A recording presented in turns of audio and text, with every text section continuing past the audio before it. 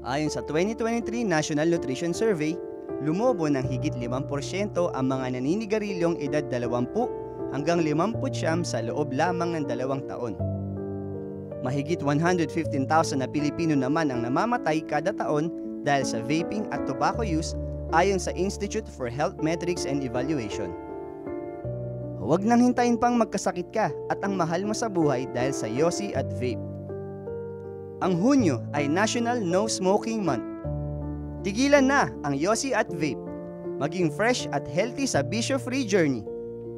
Para sa karagdagang tulong, tumawag sa DOH Quitline 1558 o bisitahin ang facebook.com/DOH Quitline Official.